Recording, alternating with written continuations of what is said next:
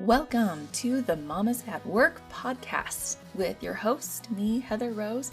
I'm so excited you're here and I hope you're ready to learn because I have some amazing women coming on to this podcast to talk all about entrepreneurship and being a mom and how we handle it all and juggle it all and maybe even balance. I love to talk about people's passions and find out what makes them excited about what they do and hopefully help the rest of us feel not so alone.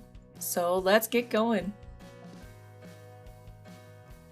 Hello, everybody, and welcome back to the Mamas at Work podcast. I have with me today, my guest is oh my gosh. My guest is Sadie Smiley. Wow. My guest is Sadie Smiley, and she helps women with, oh my goodness. I was just looking at it. Wow. Is it a Monday? Like, what is going on? Are you just laughing at me now? Yes. I might need to start that over because holy crap, that was terrible. It's okay. It's okay. Maybe it'll get people to continue listening because we messed it up so much. That's true. This was a train wreck, everybody. Welcome to podcasting. Yes. So I help women create passive incomes and build six-figure blogs. Oh my gosh. I just could not think of the word passive income. All I could think was like side gig, which I guess would have not really, like maybe it would have gotten me to the right word. Holy crap. Oh my gosh. Okay. Passive income. I love it. This is great. I love it. This is going to be a good day. Who is this lady and why is she on my podcast? Right? Sadie, tell me, why are you here? What are we doing today? What's going on? Oh my gosh. Okay. Well, it's so nice to meet you, Sadie. I'm so glad we could connect and talk about this today. So tell everybody, you already said hi, so tell everybody a little bit about yourself.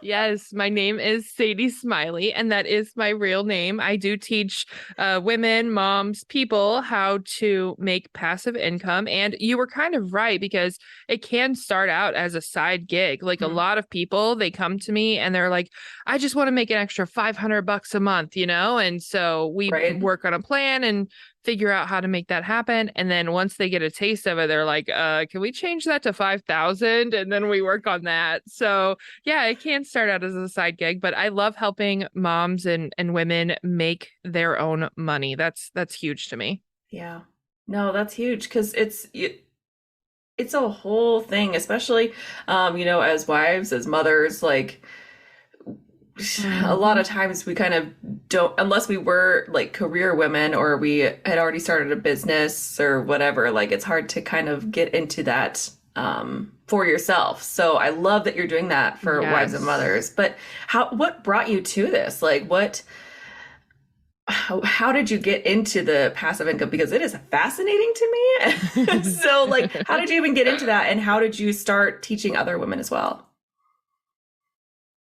Yeah, for me, I've always been a teacher. Like even in life, I was even like a preschool teacher. Anytime I learn something, I teach people right away because I get so excited about learning that thing. So I started blogging, honestly, out of necessity. Long story, but started working online when I lived in a homeless shelter, and I had to really get my act together to be able to do anything that was going to better my life. So I just kind of scratched and clawed and figured it out because this was a long time ago. I've been doing this since like 2006. So It wasn't like today people are so lucky that they have so many resources. Like there weren't podcasts, there weren't YouTube channels, there was nothing that I could find that could help me. So I was just shooting in the dark and, throwing spaghetti at the wall and trying to figure things out. And I did, but it was way too long of a path.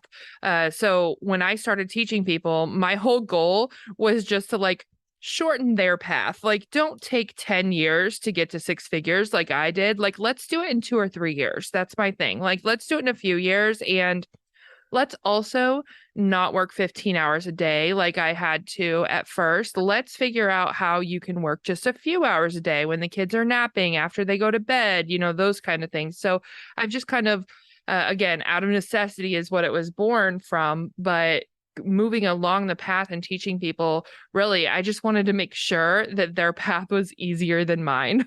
Oh my gosh. I love that so much. Well, and it sounds like you're very passionate about that, about making sure that it is accessible and like, Yes. pretty much anybody. I mean, if like a working mom can do it, pretty much anybody can do it. Yes.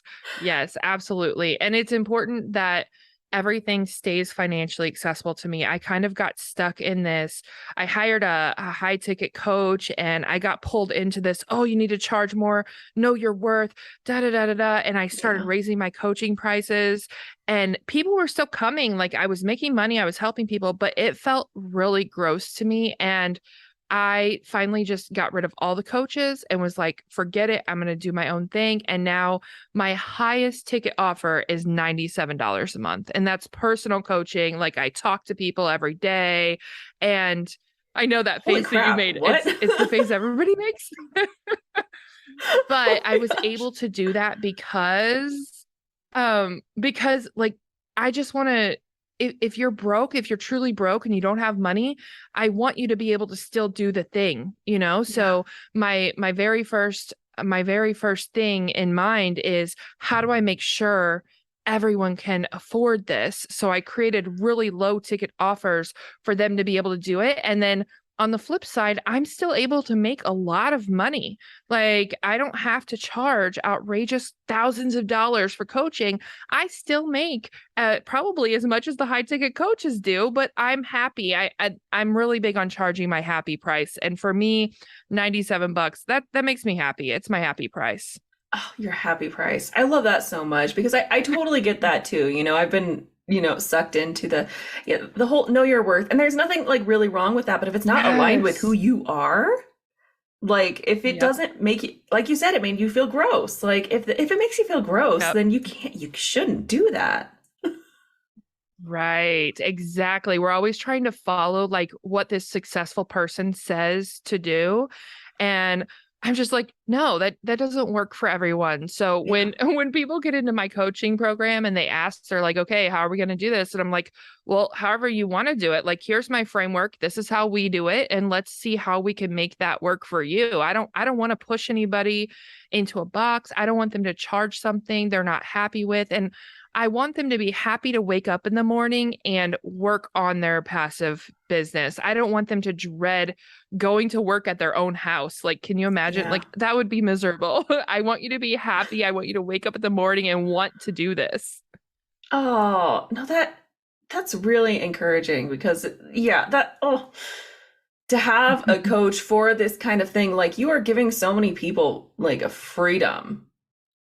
Yes, that's what it's all about. Like time freedom and money freedom. Like a lot of times we talk about one, but not the other. And people that Yeah. have a lot of money, guess what? They don't have a lot of time because they're trying to work and make the money. And then people that have the time, they're like, well, I don't have the money. So if you can marry the two and end up working, part time on your business and making full time income, then you've got the time freedom and you've got the money freedom. So you're spending time with your kids, you're going on vacation, you're doing what you want to do, Mm. but then you're also making the money. So you're not having to stress about the bills every single day.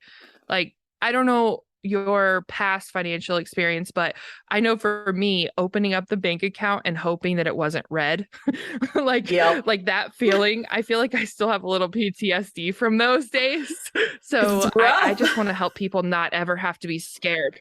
Yeah, like, and Oh, then like back in the day, whenever you could have a few days to process your request, you'd go and buy gas and then go and buy groceries and hope that you can replace that money and all those yep. things. So my driving force is just like, I don't want anyone to have to do that. Anyone.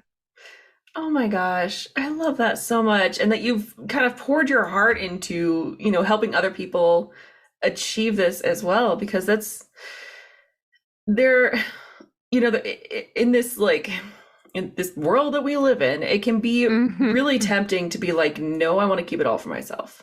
I figured it Yes. out. I don't want anybody else in here because then they're just going to take it all away. But you're so Yes. open-handed about it. I love that. Yes. But if you think about it, like, Heather, why did you start doing your stuff? It's to help people, right? Yeah. Like, right. So we can talk about, oh, six figures and oh, the money and all these, fancy things that we think that we want. But at the end of the day, it is so much more fulfilling knowing that you helped someone, that you served someone than any number in your bank account. You're really inspiring. Like Thank you. I'm really enjoying this and I'm so bummed that I can't see your face, but just like this is wow, this is so beautiful and I feel like it's something that we all kind of need to hear, you know? Yeah, I hope that more people start talking about this side of the business and how you can serve and help people and make money. You don't have to be broke just because you serve people, and you don't have to be greedy just because you're rich. Like, you can do both. You can get rich, and because you're rich, you can help so many more people. Like, Yeah. if you think about, if you want to help more people, you want to feed more people. We feed people here locally in Mexico, and we feed 70 plus families every single week. And we couldn't do that if we didn't have money. You have to Yep. have money to do that. Yep. So we made the money, and now we're able to do what we want with the money that we're making. Oh my gosh, Sadie. That's beautiful. Like that makes me so happy. Oh my gosh. You truly are Sadie Smiley. I love that that's your actual name. That's so cute. Oh my goodness. Well, and that's such a beautiful like what's the word I'm looking for? Wow, I just can't find words today, right? It's a beautiful outlook to have because like I said, this is Yes. definitely a dog eat dog world and it's Yep. and I but I'm also seeing a trend. Like, just in this Mm-hmm. podcast, just in the people the women, amazing women that I talk to in this podcast, I'm seeing a trend towards we got to help each other out. Like, we've got to make sure that we're paying attention to other people that we're helping other people because, like, Mm-hmm. I think we're tired of being selfish, of being told that we Yep. need to be selfish. Yep. Yeah. Yeah. Yeah, absolutely.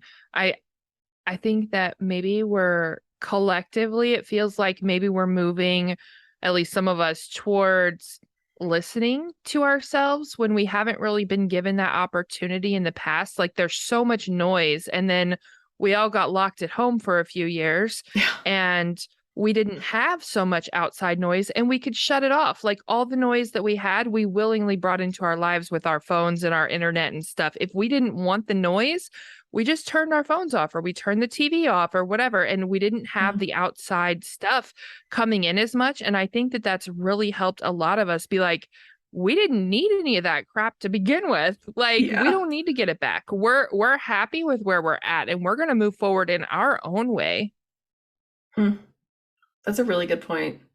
Because I mean, as hard as this has been on so many people, like Mm-hmm. I mean, it's rough, right? It's terrible, Yeah. and like it has. I feel like we're coming through it, Mm-hmm. different people, like completely different people, Completely. No, which can be a I good agree thing, with that. Yeah, it can. It's like a transformation, and we've all come out of our little cocoons and we're becoming butterflies or something. right? And it's so weird. Like it's been such a weird experience.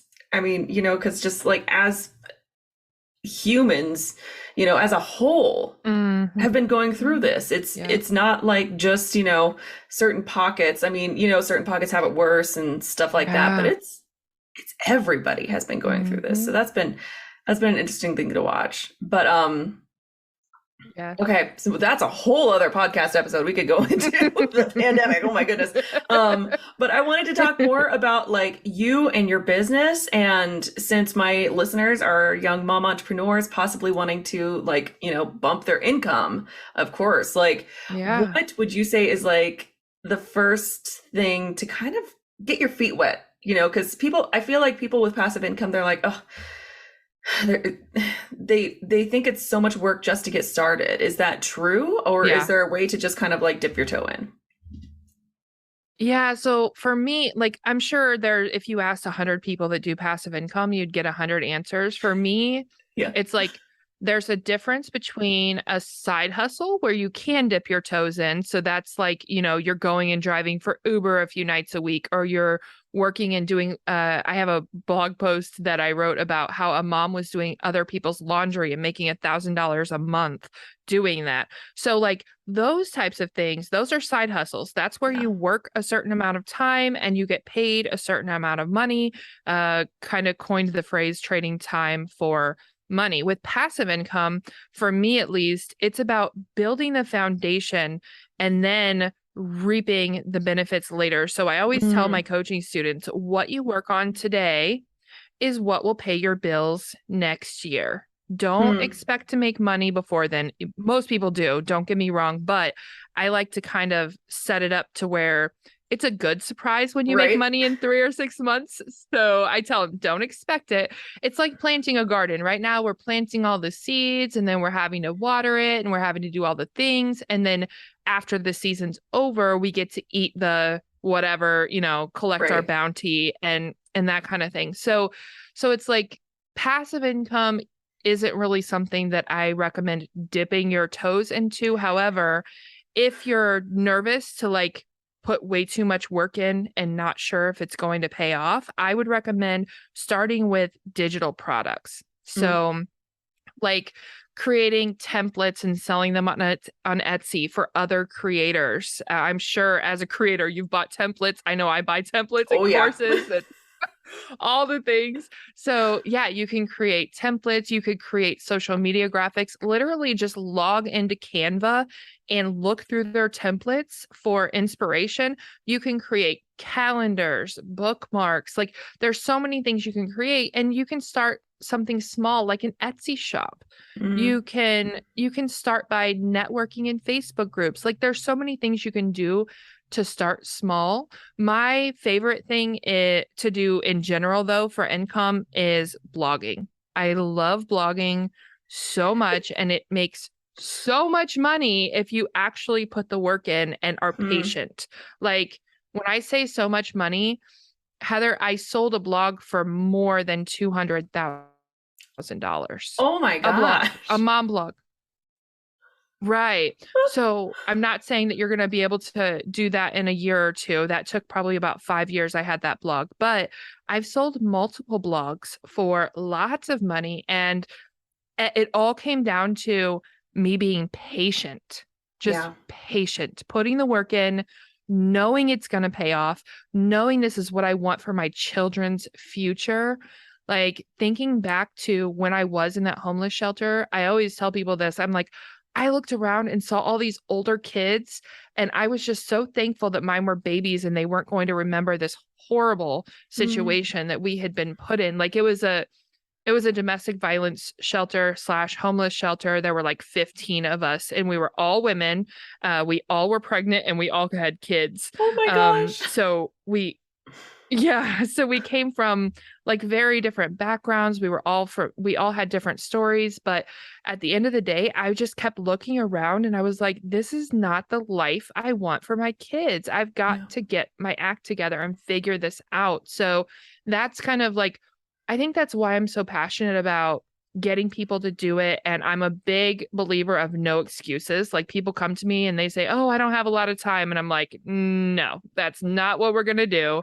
You can make the time. We just got to figure out how. Like I Yeah. help people figure out how to pull out an hour or two a day. And to this day, I've never had a student come to me and like work through my process and not be able to pull out a few hours a week to work on their business. So it's just about having the right help and the right support. Like I'm their biggest cheerleaders. So having the right help, the right support, and just being able to follow a step by step. Like a lot of times, if you go to YouTube, you're taking down these funnel rabbit holes of people that want to sell you $1,000 courses, and Yeah. it's just a mess. So just start small and build yourself a little circle of people that you can trust, like other moms, Mm. other content creators, and focus on collaborating and collaboration instead of competition. So many people talk about competition. Look at your competition. Watch out for your competition. All these things. I don't have competition. I really don't see myself as having competition. If you line me up against all the other blogging coaches out there, I guarantee people are going to pick one person that they resonate with. And it has nothing to do with like, oh, my prices are this and hers are that and this and that and the other. It's how we teach and how we help. So Yep. you have to remember, like, I've even collaborated with people in my same niche and sent people to them. I'm like, oh, you would be much better to go and listen to this person because she teaches this way and I teach that way. Yeah. So it's just like, stop thinking of, and I guess as women, we're kind of programmed to think of each other as competition from an early age, but like, stop thinking of competition at all. Like, remove that word from your vocabulary. And also, I'm going to ramble Love while we're it. at it, remove the word saturation or oversaturation Oh, from your thank you. vocabulary. Because people are always like, oh, is this a good niche idea, Sadie? And I'm like, yeah, that's fine. And they're like, oh, well, so and so said that's too competitive or it's oversaturated. And I'm like, you know what? Oversaturation literally just means that there's enough people buying the thing that there's Yes. more people selling it. Yep. Like, you don't Yep. have that. If you don't have customers, you don't have oversaturation. Thank you so much for saying Like, that, because that word has given me anxiety in the past. I love that so much. It makes so much sense though. yes. Like, the reason that there's so many people doing this is because so many people want it, and not everybody's going to want to work with all those other people. Like, Yes. yeah. Yep. Yep. Exactly. No, I love that, because it's like you said, it's about collaboration, not competition. And I love that you're so open with, hey, they do the same thing that I do, in general, they do the same Yeah. thing that I Yeah. do, but you're going to work with them better Yeah. because your personalities are a match, Yep. or like your goals are Yep. slightly different, like whatever. That's how it should be done, Yep. ladies. Yes, absolutely. I love it. And whenever you're coaching, you're actually, if you think of it as competition, you're creating competitors because you're going to find people that want to do what you do. And if you see them as competition, you're going to be really insecure and be like putting your guard up and not wanting people in your coaching program and all these, really negative, bad things you don't want swirling around in your Hmm. universe. So for me, I'm like, yeah, let's do it. You want to teach people how to blog? I'll show you how to be the best at it. Let's go. Like, let's do the thing together. We'll collaborate. We'll make a course. We'll do a conference. Like, I'm hosting a conference that I have no idea what I'm doing, but I'm going to figure it out. Um, but I'm hosting an online conference and I just started inviting people, like, even if they're doing the same thing I'm doing, let's all teach our way and people can put it together and make it their way, you Yep. know? I love that so much. That's such a great Mhm. mindset to have, because there's a phrase I've been hearing a lot of, like, a rising tide, like, rises all boats, or something like that. It's just Yeah. like we can all come up together Yes. if we're all like helping each other. I mean, that has nothing to do with the ocean, but you know what I Yes. mean. No, it's so true though. If you think about it and you have 10 people on your side being your cheerleader Yeah. versus you being a one woman person on an island with no help anywhere, like, why would you cut yourself off from all of those amazing people that you could help them grow? They can help you grow. We learn from each other all the time. And then we take our experiences and our opinions and our thoughts and, all of those things and we all just make our own, frameworks. And it's not, it's I feel like competition is such a negative way to think about things. And it also stresses you out because then you've got to be looking around like, oh, is she going to copy my stuff? Is she going to do this? Is she going to do that? And Yep. how exhausting is that Yep. to do? Always watching your So, back. yeah. Yeah. Yeah, Yeah. exactly. So just it's so much easier to just like be chill, make some friends, be each other's cheerleaders, make money together. Like I feel like that's the answer. I love that so much. Be chill, make friends, make money together. I mean, come on. Yeah. Can it get better? Yes. Oh, I love that so much. Well, I want you to tell everybody where they can find you, how they can work with you if they are wanting to possibly get into passive income, because who doesn't? Like, that sounds like the best kind of income. Like, let's get in Right. touch with everybody. I will have your links in the show notes as well, but please tell everybody where to find you. Yeah, if you go to sadiesmiley.com, you will see all of my goodies. I talk about blogging, I talk about side hustles. It just depends on where you're at in life, because honestly, being able to even work on a passive income is kind of like we're in a privileged space to be able to Yeah. do that, to be able to take the time and take the energy and work on passive income instead of having to hustle 24/7. That is a huge place of privilege. And I acknowledge that. And I remember the years and years that I had to hustle and claw my way to the top. So I Mhm. also talk about side hustles and different ways to make money. My big thing is being able to afford Christmas every year, because my news feed is always like, oh, I can't afford Christmas. My kids are going to be so disappointed. And I'm like, no, you can. Let's see. It's XYZ number of days till Christmas. Let's see how we can work on this, Let's figure you this know? out. Yeah. And, I know this isn't the topic, but my kids' best Christmas, they will all tell you their best Christmas was the same Christmas. And it was the year that we were so broke that the church had to sponsor us for Christmas. I made them paper dolls and paper doll clothes. And I had to print the doll clothes out at the library because I couldn't afford a printer. And that was their favorite Christmas to this day. Like, we have traveled and we've done so many things that are way cooler than paper dolls. And still to this day, that's their favorite Christmas. So Oh my yeah, gosh. sorry. I know that was like a side thing, but I just want That's you guys to beautiful. know. I just want like everyone listening to know, like, no matter where you're at in life, I don't care how far down you feel you are.